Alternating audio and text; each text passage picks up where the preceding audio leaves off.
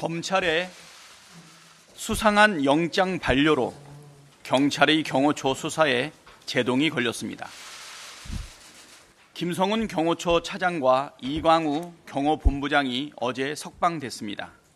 검찰이 김성훈 차장에 대한 경찰의 구속영장 청구를 반려했기 때문입니다.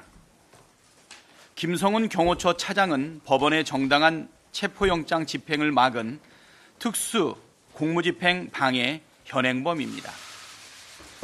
윤석열이 체포 직전 경호처 부장단 오찬에서 총을 쏠 수는 없냐고 묻자 네 알겠습니다 라고 대답한 인물이 바로 김성훈입니다. 12.3 내란에 관여한 정황 증거도 속속 드러나고 있습니다. 수사가 본격화되자 대통령실 비화폰 서버 관리자에게 방첩사령관, 수방사령관, 특전사령관 등의 통화 기록을 지우라고 지시했다는 보도도 나왔습니다. 김성훈 차장이 안가 CCTV를 지우라고 지시했다는 진술도 나왔습니다. 이광우 경호본부장 역시 2차 체포영장 집행을 앞두고 389경 권총 20정과 공포탄 190발을 관저 상황실로 옮기라고 지시한 것으로 알려졌습니다. 김성훈 차장과 이광우 본부장은 경찰 조사에 출석하면서 휴대전화를 갖고 오지 않는 꼼수를 부렸습니다. 이처럼 중대한 혐의를 받고 있는 그리고 증거인멸과 경호처 직원에 대한 보복 가능성까지 있는데 구속영장을 그 신청을 반려한 상황이 이해가 되질 않습니다. 검찰이 내란 수괴와 중요 임무 종사자 몇 명만 기소하고 내란 수사를 대충 덮으려는 것은 아닌지 강력한 의심이 듭니다. 만약 실제로 그런 속내라면 검찰은 가루처럼 사라질 운명에 처할 것입니다. 그렇지 않다면 검찰은 경호처 강경파 핵심들에 대한 수사를 방해하지 말고 적극 협조하십시오. 검찰의 이해할 수 없는 행태로 거꾸로 내란 특검이 필요한 이유를 설명해 주고 있습니다. 내란 특검으로 수괴와 잔당들을 한 점 의혹도 없이 철저히 수사해야 합니다.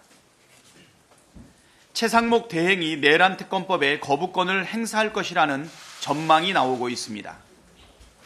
경제가 망하든 말든 상관없다는 것인지 민주주의가 무너지든 말든 괜찮다는 것인지 묻지 않을 수 없습니다.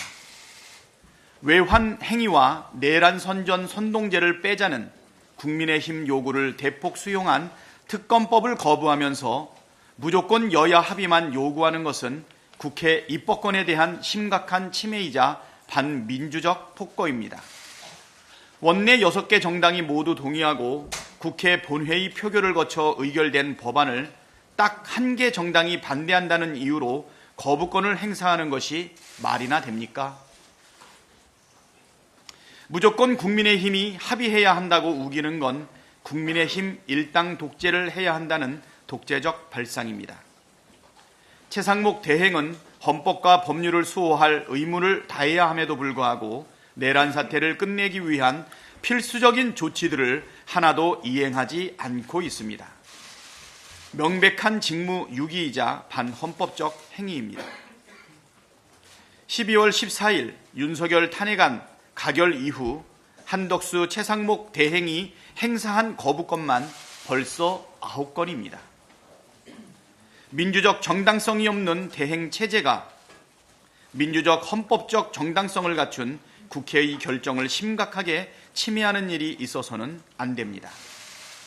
내란 진압을 미루는 것은 나라 경제를 거덜내자는 것과 다르지 않습니다. 한국은행은 12.3 비상계엄 여파로 올해 경제 성장률이 약 0.2%포인트 낮아질 것으로 추정했습니다. 12.3 비상계엄 때문에 실질 GDP 4조 5,840억 원이 날아갔다는 얘기입니다.